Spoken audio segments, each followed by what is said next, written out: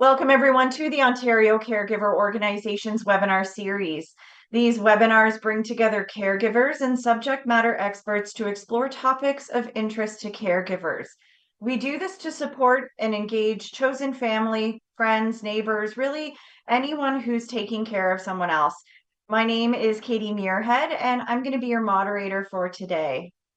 And before we begin, I'd like to take a moment to acknowledge the lands that we're on today. While we meet on a virtual platform, I'd like to take a moment to acknowledge the importance of the land which we each call home. I'm joining you from the city of St. Catharines in the Niagara region, which is the traditional territory of the Haudenosaunee and Anishinaabe peoples. This territory is covered by the Upper Canada Treaties and is within the land protected by the Dish with One Spoon Wampum Agreement. Today, this gathering place is home to many First Nations, Métis, and Inuit peoples, and acknowledging this reminds us that our great standard of living is directly related to the resources and friendships of Indigenous peoples. If you'd like to learn more about the lands that you're joining from, you can find out more at native-land.ca. Our webinar today is called Understanding the Progression and Stages of Dementia. Receiving a diagnosis of any form of dementia can be distressing for both the individual diagnosed and their caregivers. The Alzheimer Society of Ontario is returning to OCO to discuss the progression and stages of the disease. And today we're going to talk more about the meaning of progression, the effects of these changes on both the person with the diagnosis and their caregivers, and give you some tips for managing the evolving dynamics of the relationship between the caregivers and the person living with the diagnosis. Joining us today to speak more about this is Robin Smart from the Alzheimer Society of Waterloo, Wellington.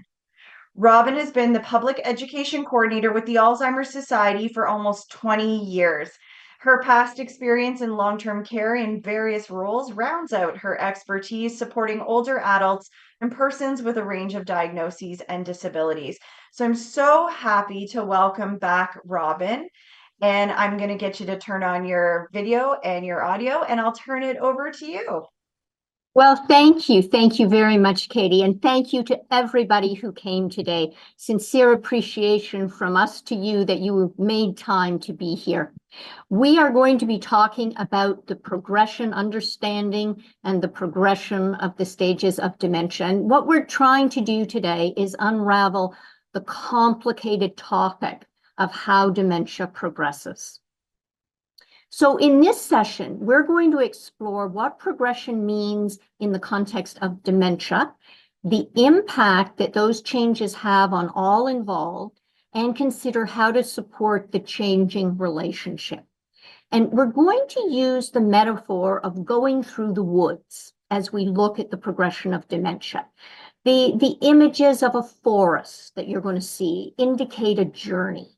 Since living with dementia is like being on a journey, and usually one does not have a clear path or wayfinding signs in the forest. Now, if possible, I'm going to invite you to have a pen or a pencil and a paper to hand, because we're going to ask you to do a little bit of writing later on. So if you have a pencil and paper handy, we'll reflect later and ask you to jot a note.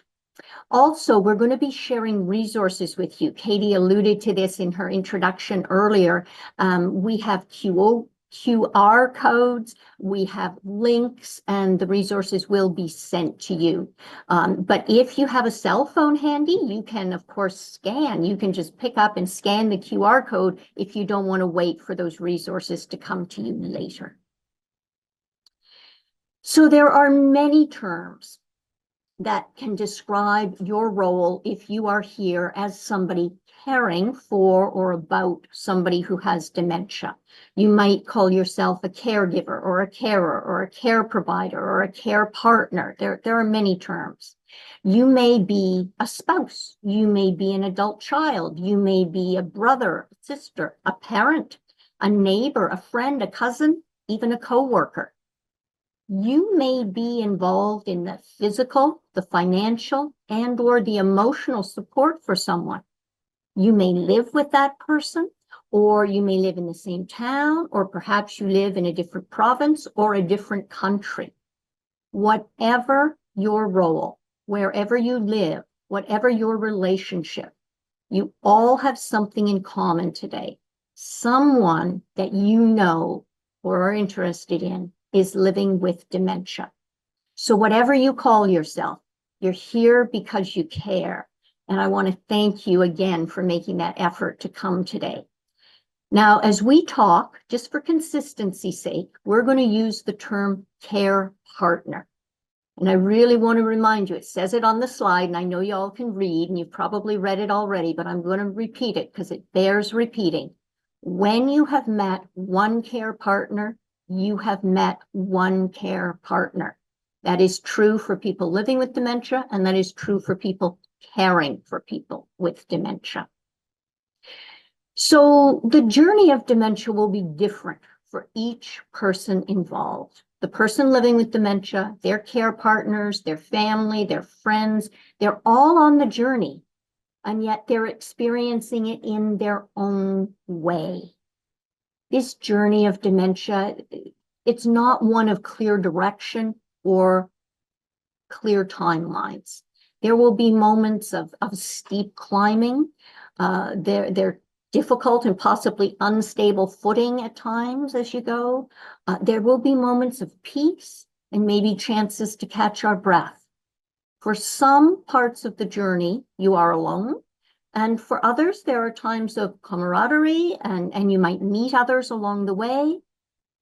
But dementia means that as you go on this journey, the person who has the diagnosis has a brain that is changing and failing, and they are experiencing a variety of different symptoms. Now, the symptoms may include memory loss, language problems, maybe personality changes. Basically, the brain with dementia is just not able to function as well as it once did. And there are many different diseases that cause the symptoms of dementia. All of these diseases, even though they're different, they are progressive and they move the person forward on the journey. And there is a need for that person to take others with them. So let's take a moment. This is where if you had that pen or paper, or maybe you make notes on your phone, however you do it. If you have a pen or paper, you have your phone.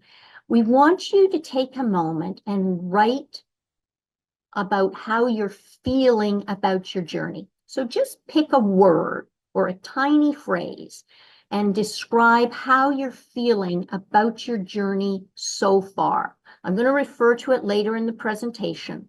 I'll just give you a second or two. Just invite you to write down for yourself. I'm not asking you to share it, but write down for yourself a word or maybe a tiny phrase that describes how you're feeling about your journey so far. Okay. So let's talk about the journey of dementia. Sometimes as care partners, we connect and we share about the experiences we're having on this journey with other care partners. And if we compare our situation with others, it can be possible to wonder why some changes are or are not happening on our journey.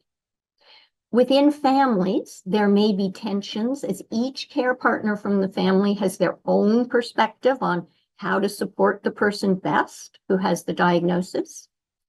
And friends may or may not join you on this journey. They may leave you to manage the journey on your own. So why is the journey so individual for each person? Well, there are many, many influences on the journey, and I'm going to list some of them for you here. First, we need to consider the type of dementia. For example, a person with Alzheimer's type dementia will have different needs than that of a person with frontotemporal dementia. The age of onset. A 61-year-old will likely be physically more robust than a 91-year-old. Other illnesses, maybe they require medication management, or they cause increased frailty, or maybe they have an impact on how the dementia progresses. Support networks. The journey of dementia will mean the person will need others to support them. And some folks have more people to call upon. They have others, many more others in their network. Consider living arrangements. If on their own, the symptoms may not be noticed, they may possibly leave the person living with more risk. Maybe their self-care is compromised. There are financial realities that can impact the options that a person has for supports.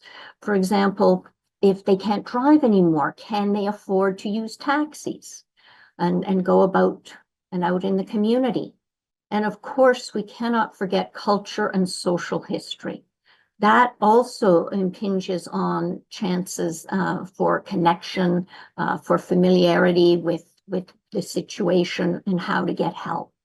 And all these factors, they just mix together and they influence the person's journey. So let's look, at least initially, let's start by looking at how we formally measure the journey. So there are different measuring tools that that various people use when describing how far along an individual may be on the journey of dementia. In 1982, the Global Deterioration Scale became a standard language in healthcare, and it measures 7 different stages on the journey using numbers for each stage. So usually clinicians and medical personnel use the number system. There is a woman that you may or may not have heard of. Her name is Teepa Snow, and Teepa is an occupational therapist. She's a dementia care specialist, and she really wanted to promote a more positive focus on the journey. And so she has staged the journey using precious gems as her way of explaining the changes and the places people are at, diamonds and rubies and sapphires, etc. Now, the Alzheimer Society of Canada uses the phrases early, middle, or late. Sometimes mild, moderate, or severe may be used as well. Regardless of whatever system is used, what's important to understand is that the journey of dementia will progress. As this is a presentation from the Alzheimer Society, we're going to use the language of early, middle, and late. And you need to know that these are not discrete and separate stages. They blend together. It is a continuum from early through middle into late.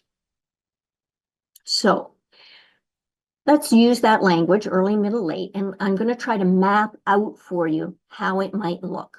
So on this chart right now, you can see that time is measured along the bottom. And there's no indication of how long this time is.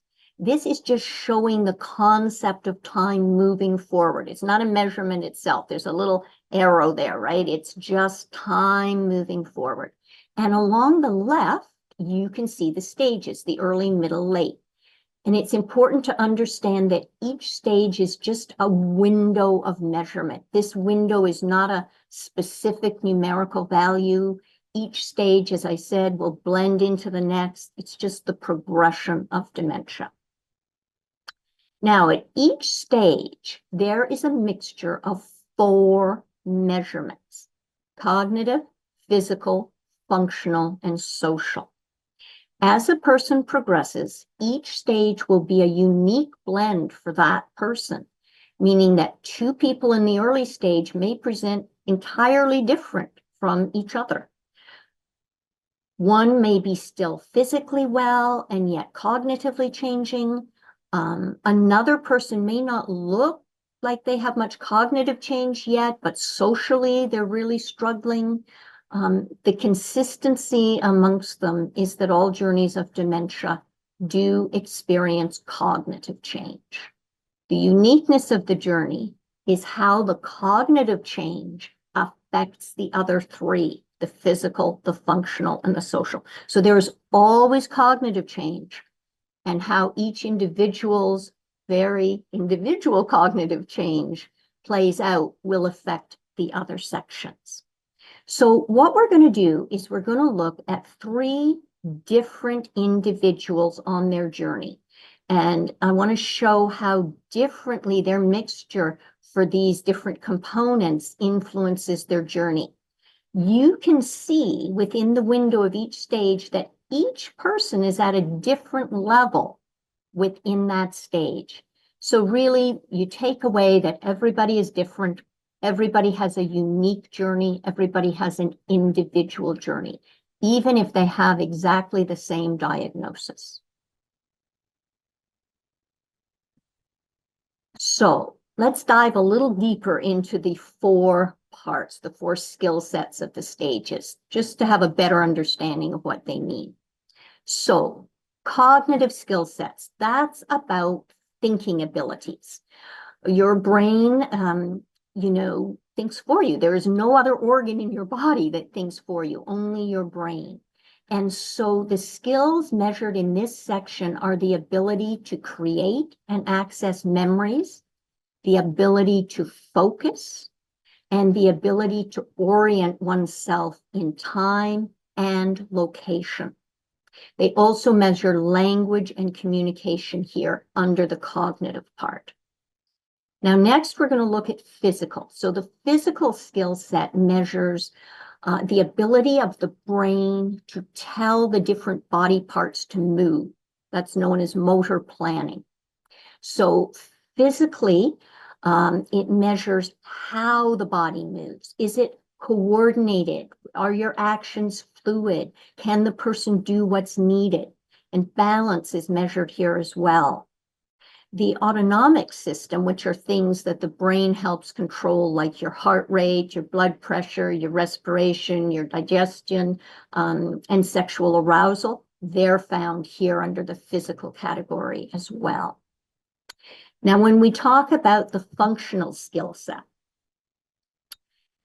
we're talking about activities of daily living and instrumental activities of daily living. And those are often shortened to be ADLs and IADLs. So an IADL, an instrumental activity of daily living, is usually affected first by the cognitive changes of dementia.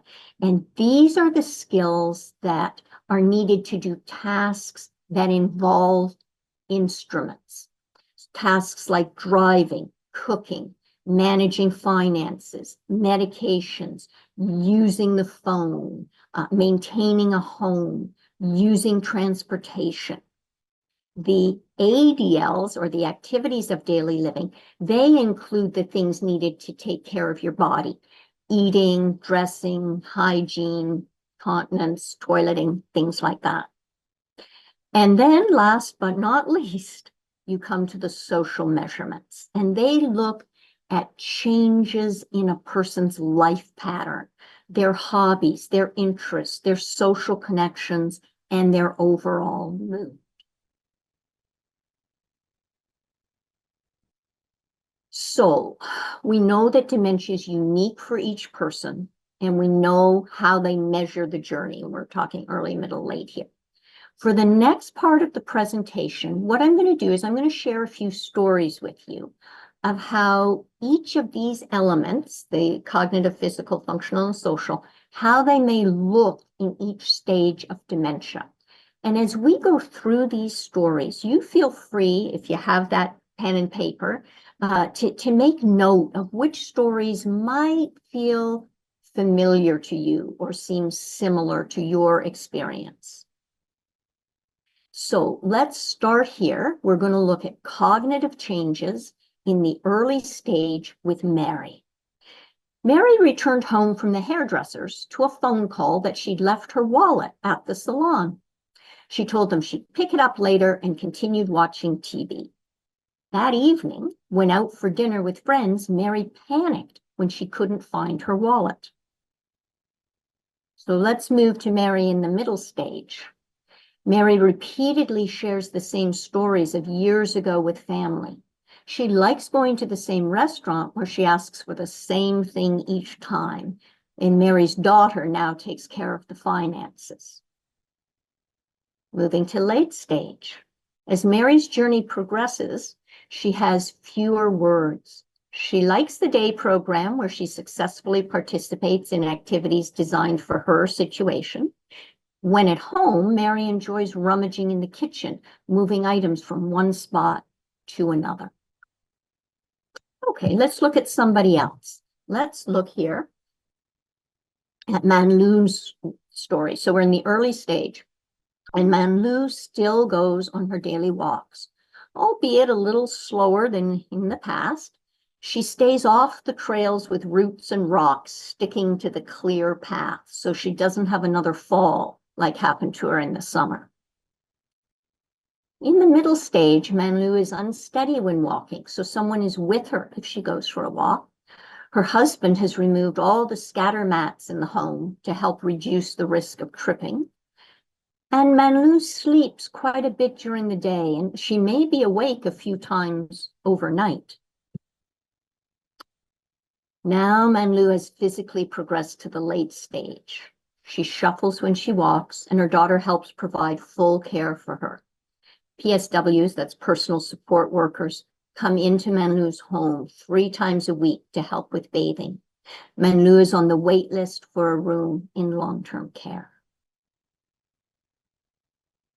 I'm just going to very briefly take you through this again. Well, I just want to remind you the IADLs are the skills needed to do the task that involve things, and the ADLs, those are the skills needed to take care of oneself. Okay, so let's meet Bob. Here's a story about Bob and functional changes. Now, in the early stage, Bob still has the ability and the license to drive. His wife gets frustrated because she feels he drives too slowly now. His wife is discouraged by how well Bob can look with friends, and yet he needs help with tasks around the house. In the middle stage, functionally, Bob's story has changed. He's quite independent for ADLs, whereas his IADLs, they need support. Bob and his wife can still go to the monthly theater group matinee. Before they leave, Bob makes peanut butter sandwiches for lunch. His wife arranges for their tickets, does the driving, calls their friends ahead of time, and sorts out the meeting points. Time passes, and Bob functionally has progressed to late stage. He can no longer perform his IADLs and needs support with his ADLs. So now he lives in long-term care. His care needs, such as feeding and hygiene, they're met by the staff. What that does mean is that Bob's grandson can spend time outside with him when the weather's nice, instead of focusing on helping his grandmother with physical care. So the social changes experience, we're going to introduce you to somebody else now. This is Kapil. And Kapil is noticing maybe social changes. And I think what we want to pay attention to as I bring this story to you is how subtle and how undervalued by others the social changes can be. So Kapil hasn't done any wood carving at home for quite a while now, something he enjoyed all his life. When he does go to the senior center, he enjoys being with the woodcarvers group and listening to their jokes. Other than attending less often and a little bit more quiet, no one has noticed any changes. Note, he doesn't carve, but he enjoys hanging out. But the other folks haven't really picked up on that. In the middle stage, Kapil's wife now takes care of all the details for organizing family gatherings. To help Kapil cope with the noise, she invites fewer people over at the same time and for a shorter amount of time than in the past. She makes sure there's a quiet room where Kapil can go if things get too overwhelming. Now, in the late stage, Kapil spends his days at home, mostly in front of the television. He does not initiate conversation, so his wife arranges for respite care into the home. The home care workers are able to get him moving and doing a few little activities, different activities. So you've met a few folks now. You've listened to some stories. You may, if you like, type into the chat. Maybe this is a good time for you to do some sharing. Feel free to type into the chat your thoughts about them. I want you to consider a couple of things, and you're under no obligation to share your thoughts. You can just go on making private notes for yourself if you like. But did any of those stories feel familiar to you? You know, many caregivers experience similar situations. So, you know, did any of those stories resonate with you? You can just type that into the chat. And the other question I have for you is, did any of the stories help you become more aware of the changes that maybe had or hadn't been considered before? Sometimes change is so slow, it's hard to recognize it's happening. And sometimes we just focus on the cognitive changes. So if you want to share, you can type that in. While you're sharing, I want you to think about a great resource that we have. And again, we've got the QR code on the screen for you. We've got the link at the bottom. You'll get these slides, and I know that it will also go up in the chat box for you. But this resource from the Alzheimer Society of Canada is a brilliant resource. This is what you probably want to really set aside some time to look at. This is called a landing page. It's a landing page, and it links you to full explanations and printable resources for each stage of dementia. It's got an overview, early stage, middle stage, late stage, and even end of life. And the great thing about these resources is that they're written so they're easy to read, and they're extremely practical. They look at what the changes are, what the person might want to do about them, what the care partners might want to do about them. So I would encourage you to look at this page when you get some time. The other thing that I want to do is I want to, because we've been looking at the journey of dementia from the perspective of the person living with the brain changes, I want to help you look at it from the care partner's experience. So the next few moments, what I'm going to do is share with you some quotes from people who attend the same support group. So here's a quote. She mentioned going out with her husband. I can't take my wife anywhere in public for fear of what she might say or do. Now, that was a quote from a man taking care of his wife, and she had early stage FTD, frontotemporal dementia. Her husband can still bathe himself. Mine gets lost trying to figure out what to do in there. Now, both these women are supporting their husbands. They're both in the middle stage, but you can see that they're having different experiences. Others are upset with repeated questions. I wish I could have any kind of conversation at home. It's so quiet. And that's a quote from a daughter who's taking care of her mother with late stage dementia.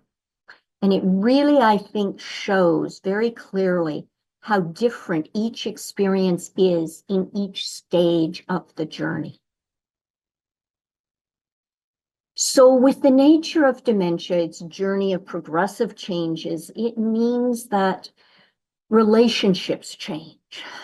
Those relationships with everybody in somebody's life end up changing. And so your relationship is on a journey just as much as the person who has a diagnosis is on a journey. Now, in the early stage, when change might be quite subtle or infrequent, care partners may be left uncertain if what they feel is happening is truly happening. You may notice small arguments or friction points, and those might increase in frequency as the two of you problem solve for some of the changes that are happening. Now, as time moves on, you as a care partner, you're now aware that you do have to help the person living with dementia more and more and in more different ways. Things that they are no longer able to do may fall on your shoulders, leaving you to figure out a new skill set that you might not have had in the past. And while you're trying to support someone who is different than they were before. In the late stage, care partners will ideally shift their focus slowly back to themselves as care is now hopefully shared with others, be it family, volunteers, paid staff. The changing relationship dynamic, it's a balance. It's a balance of grief and acceptance. Being a person who supports someone living with dementia means grieving emotionally while in the midst of taking on a new role. This can be the hardest part of being a care partner. This emotional shift that needs you to emotionally progress with the dementia versus trying to keep things as they once were. And I just want to acknowledge that ain't easy. That is so hard, so difficult. So I want you to think about sort of the 24-hour relationships, some common experiences and feelings that care partners may have at different stages of the journey with friends, neighbors, community acquaintances. So quite often in the early stage, care partners might find themselves offering small explanations to others in the moment when something happens. The anxiety of preparing for possible embarrassment during this stage, it might be subtle, but it's often there. In the middle stage, care partners' social and family life will be affected. This is where social isolation can take hold if care partners are unable to connect with others, and they are increasingly bearing the full responsibility for caring for the person living with dementia. In the late stage, care partners' lives may be completely orbiting around the person living with dementia because they need 24-hour care. And this could be for years. Now, by this stage, in the late stage, if you've been giving 24-hour care for years on years, sometimes friendships and social contacts have been left behind just because of that increased demand for care. If the person living with dementia has moved into a long-term care home, the care partner may be left struggling to navigate a new relationship dynamic now that the care is provided by the staff. And all of these changes and shifts in relationship, they are hard. Care partners have a lot to take care of and quite often focus so much of their energy into the care of the person living with dementia that their own health or emotional needs may seem a lesser priority. The nature of dementia may mean feelings could include being unappreciated, being overworked, being overwhelmed, or even just sometimes feeling a deeper connection with the person whom they're supporting. Now, earlier, I asked you to write down how you're feeling about your journey so far. And if you're comfortable at this point, maybe you want to put that in the chat. You might want to share that in the chat. Now, as things go into the chat, and they're popping up on your screen and you're reading them as they go into the chat, when you see all those notes coming up on the chat screen, do your feelings make sense? Do you see that there's a commonality maybe between your feelings and the other care people's feelings? Okay. So understanding that the relationship is changing and it's going to continue to change means that care partners need some tools for support. And these tools may not be intuitive for everyone, and they're not meant to be another task. Oh, something else I have to do. No, quite the opposite, in fact. When these tools are used in moderation or consistently, it's been demonstrated that stress is reduced for care partners and the focus on the relationship is valued. So a shift in focus from exclusively taking care of the physical and medical needs of the person towards focusing on the relationship, that is significant. Dr. Tiffany Chow, she was the behavioral neurologist and senior scientist at Baycrest Hospital in Toronto, in 2013 wrote a book. And in this book she wrote, and I'm going to read you a quote here, "Each family member or close friend has a different timetable for making the transition from fighting the disease to accepting that life has changed and will continue to change in ways that cannot be anticipated. I view that shift from railing against a mystery disease to managing an irreversible dementia as a dance of negotiation. She's really recognizing the dance towards focusing on the relationship.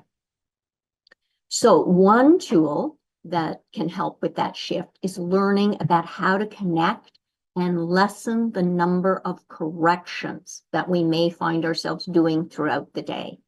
How we communicate with the person whose brain is changing is key. Adapting how we speak and what words we use, those are powerful tools for care partners. So powerful, in fact, that communication can be seen as a medication for dementia support. Another tool for support is one of reflection and acknowledgement. Grief in dementia care may be quite the experience, and sometimes it's a very quiet experience, very individual, very private. You know, as I mentioned earlier, the journey of dementia is unique and it's going to move ahead on its own time schedule, which means grief can slowly and quietly weaken our emotional strength. You may have heard the term ambiguous loss. That means the person is both here and not here at the same time. Knowing and recognizing that grief is with you on this journey can be a step towards not only better supporting the person living with dementia, but also helping to make you, the care partner, stronger. And the Alzheimer Society has resources and supports available, and I'm going to share that with you, and specifically the one on ambiguous loss in just a moment. So for care partners, one way to continue to connect with people who live with dementia is through activities. These moments of doing a thing, whatever it is, a thing together, that's where relationship can be the focus. Activities include everything from adapting day-to-day tasks to more structured moments. Care partners taking time to consciously do something pleasant together with the person living with dementia will help the relationship. And complementing activities, it's okay for care partners to give opportunities of peace and rest and relaxation for the person living with dementia. For people with changing brains, there may be a lot of internal stress experienced as they're constantly trying to understand what is happening, what they should do next, how they should do that. Having a care partner say, "It's okay, let's just pause for a moment," that may be what the person needs. And for all of us, we find comfort in connecting with others about common fond memories. The same holds true for people living with dementia. Trying to explain that this is the third or seventh or 20th time that a story has been told to you, that's usually not particularly helpful. Trying to move the dynamic towards just appreciating that someone is trying to share with you might be more helpful. It's getting away from what's right and what's wrong. You don't want to leave hurt feelings for anybody. It's finding a way for care partners to repeatedly listen to those stories and allow the relationship to focus on the interconnectedness, the conversation, the sharing. You want to focus on the relationship, not the reality of how many times the same story has come up. So tools for support are ones that are going to help, and yet they're not a recipe.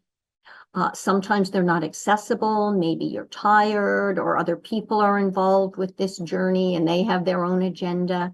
And when things aren't working, maybe the 3 R's are something you can try. So the first R is recognize. Recognize the emotion the person is having. State what you see or repeat their statement back to them. You're upset about not being able to go out. Just as an example, you don't ever have to promise somebody a promise that you can't keep, but you want to show them that their perspective is important and they need to be heard before they can move on to another thought. So first, you recognize their emotion. Secondly, you reassure. You say whatever's right in the moment. You'll help them. You'll stay with them. You'll look into them. You'll figure it out with them. Again, this collaboration. You don't, again, have to promise things you can't keep. You want to show them that you're with them and that it can be dealt with, and it's not insurmountable. And then you might want to move on to redirect. Sometimes the person living with dementia gets stuck. They get stuck on a loop, and redirection allows you to change the focus. You can gently redirect their attention. Let's grab a bite before we leave, or we do something, or you can change the topic. If you're going to try these 3 R's, and I recommend strongly that you do sometime, you've got to do them in this order. If we jump to redirection, it's usually not very successful. I mean, you can imagine it. If somebody tried to distract you while you were super upset about something, you'd just come back to the same topic that you were upset about. So recognize the emotion, reassure them, and then try to redirect. So I'm going to bring us back to Dr. Tiffany Chow for just a minute, and I'm going to have a look at tools for support. This is our final look at tools. Whichever tool you may consider trying or keep on doing, the purpose of these tools is to always focus on the relationship. This journey of dementia, it can be a little easier if the relationship between you and the person you're supporting is about moments of togetherness, ones you can look back on with fondness.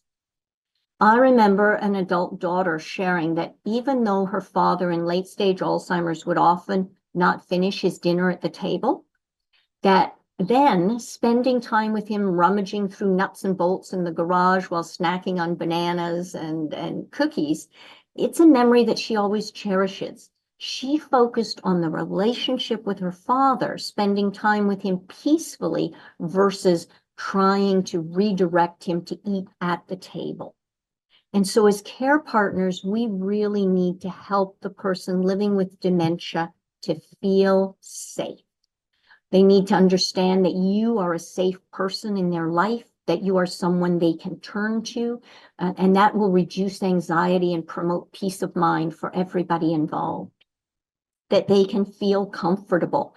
That may be by maintaining familiar routines and spaces, because helping people feel comfortable reduces confusion, supports a sense of well-being. You may need to have a sense of control. As adults, we've learned to make decisions in our lives, and whenever possible, this should continue. And they need to have minimal stress. As care partners, we may be trying to do it all. Let go of perfection. It's going to wear you out. Some tasks can wait. Be with the person and take time for yourself. And allow the person living with dementia to experience pleasure. Both care partners and individuals with dementia need opportunities for enjoyment and connection. So I referenced some very practical tools for you. This is the booklet on ambiguous loss and grief in dementia. And it's common, it's frequently unrecognized as part of the care partner's journey. And this is a resource designed for easy further reading for you. I'm also going to bring to your attention this booklet. This is called A Handbook for Care. It's approximately 40 pages. I hope that doesn't overwhelm you. It's written to be very user-friendly, and it offers care tips and strategies. It's mostly focused on the middle stage of the journey. Now, you can print it directly from the Alzheimer Society website, or you can contact your local Alzheimer Society, and they might have copies available for you to pick out or to mail out to you. So I want to talk a little bit about relationship dynamics, because we're getting near the end of the presentation. And so what I want to do is I want to, on behalf of those who can't or don't, I want to thank you. Dementia is a hard disease to have. It's full of fear and confusion and frustration and anger and depression and anxiety, and there are continual losses as part of the journey. But dementia is also a hard disease to get along with sometimes. You get limited thanks. There might be resistance to help. Changing abilities are part of your journey as well. So what you do every day as a care partner, it's vitally important. And I sincerely thank you because I, not only as a professional, but as a personal care partner, I know that what you do makes a difference. You can be the key to a journey of dementia that remembers that it's all about relationships. Thank you. So what did we go over today? We used the progression of dementia. We sort of used the metaphor of being in a forest. We looked at how it changed for all people involved. We looked at how to support the changing relationship. If you are not already in connection with your local Alzheimer's Society, I really encourage you to reach out. Every Alzheimer's Society is here to help. Services are offered at no charge. You do not need specialty referrals. All you need to do is to reach out. We have First Link services. We can provide support by telephone, virtually, in person, through support groups. We offer education sessions like this one. We offer a wide variety of topics to meet your needs wherever you are, whatever stage, whatever part of the journey. We can give you information so you can learn more about dementia and caregiving and coping strategies. We can connect you to services in the community. And I really want to give a shout out to the Ontario Caregiver Organization. They too are a wealth of knowledge and support. If you need dementia-specific information, please reach out to the Alzheimer Society for any type of dementia. And if you need help on the caregiving journey, the OCO is here to help you. So what I'm going to do is I'm going to stop the share now, and I'm going to return this back to our moderator of the day. Thanks, Katie. Thank you, Robin. That was wonderful. We've had so many positive comments coming through the chat box, which I'm sure you've not been able to look at because you've been so busy sharing this great information. We do have a few minutes for questions, and there was a couple of things that came through that I thought might help. It might help our group come back to some of this. And one of the questions that I'm going to sort of combine because it came through for a few folks is the first stage, or maybe even backing up before the first stage. Um, what do we do if we are wondering about dementia or we're not sure maybe for ourselves or for the people in our life? Do you have some quick tips in terms of that first step if somebody raises an eyebrow or reflects a little bit on I'm forgetting lots today, or is this part of my aging, is this something that I need to get looked at? And I know the Yeah. Alzheimer's Society has a huge amount of resources and supports for that, so I'm wondering if you can speak to that really quickly. That's a great question. Thank you to whoever put that into the chat. Folks, that's a scary time to be in, and it's a difficult time to be in because dementias progress very slowly. They start insidiously.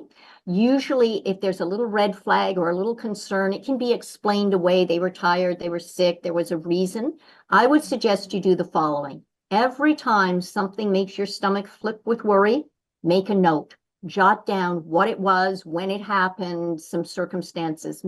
Start making notes. The other thing I would do is I would immediately be in touch with your local Alzheimer's Society, or just go on the web and look on the Alzheimer's Society page for the possible warning signs. There are 10 possible warning signs. This is not diagnostic. This is just maybe to give you an idea of whether you should be concerned or not.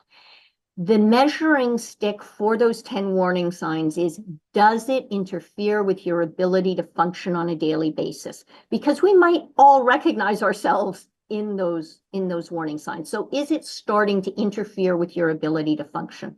And the other thing I would strongly recommend is that you go online, look up our pages about getting ready to go for a doctor's appointment, but go and get it checked.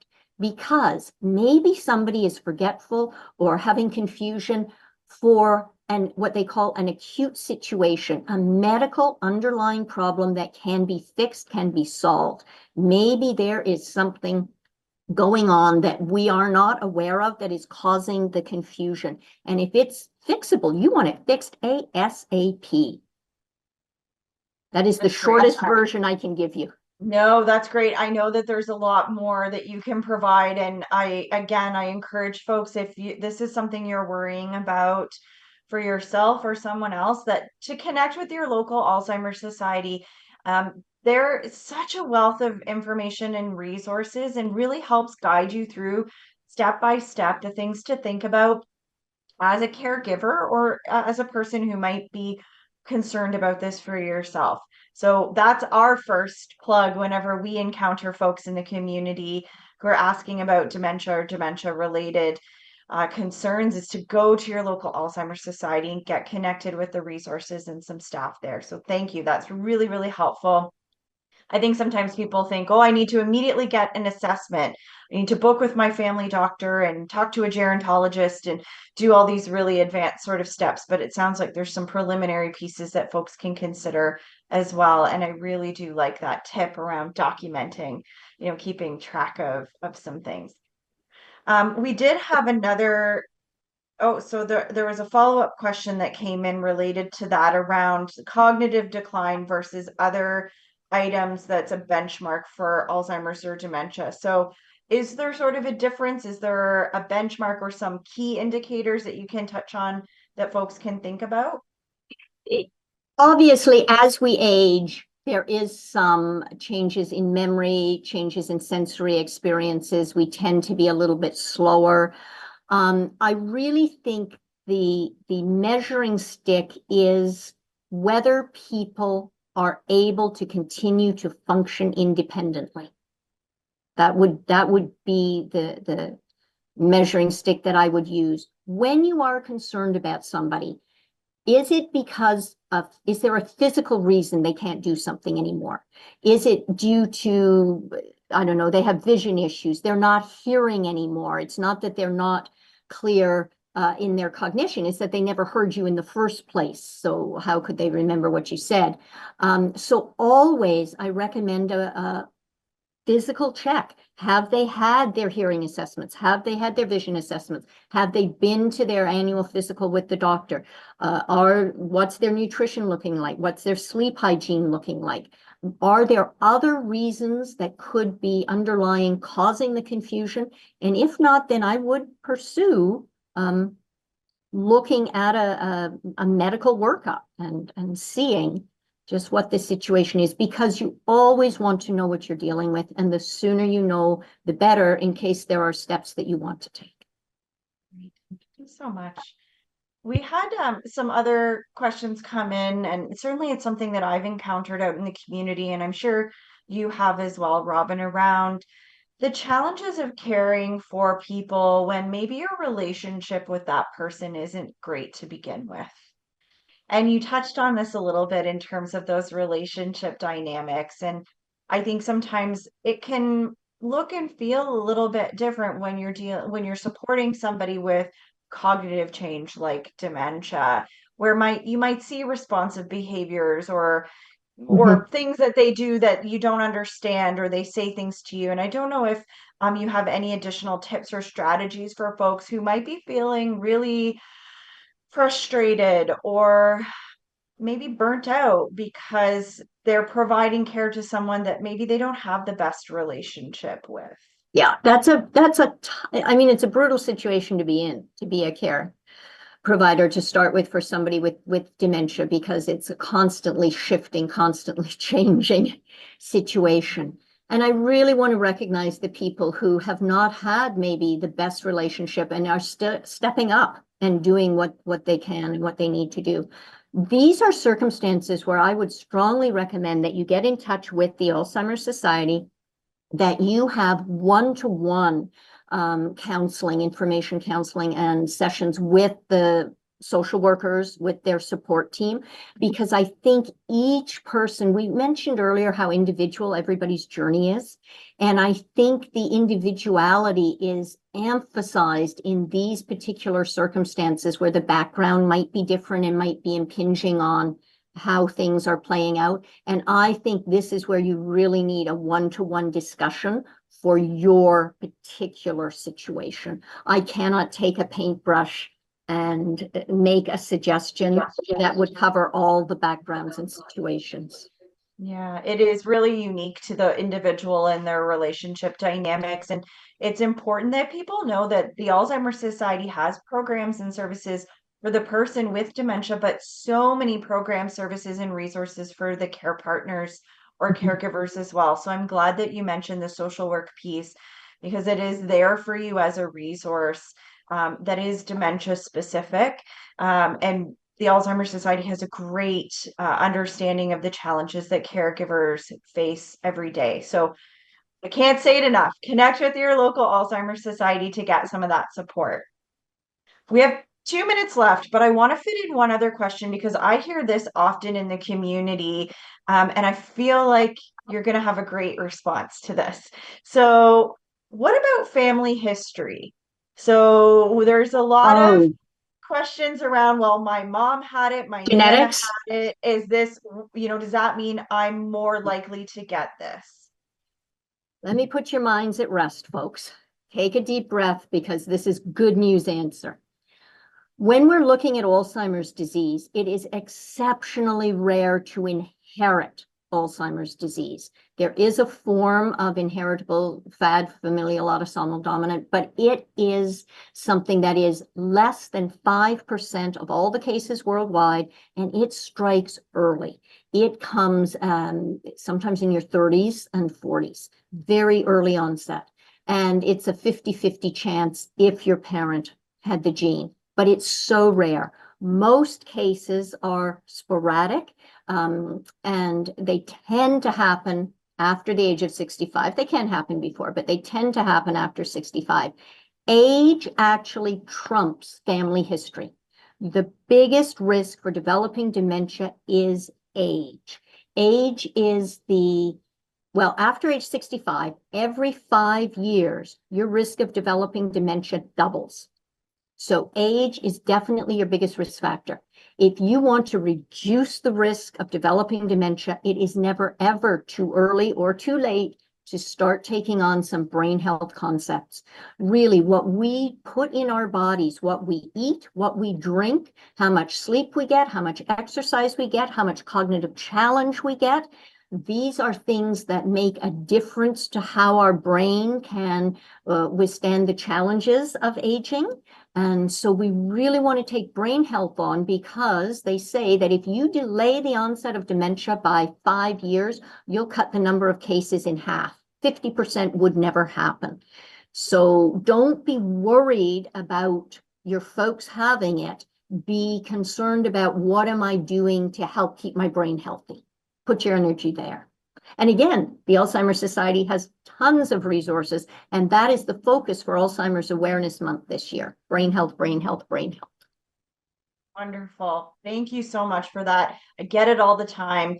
And I wanted to put it out to our audience today that there's a lot of different considerations when we're talking about diagnoses of dementia or dementia related conditions. So thank you for clarifying. And that's taken us just over the 1 o'clock hour. So I want to thank you, Robin, for joining us again today to share more about the stages and progression of dementia. Your careful and thorough review of this topic was so meaningful and supportive to those watching this talk. So thank you so much for joining us again today. Thank you.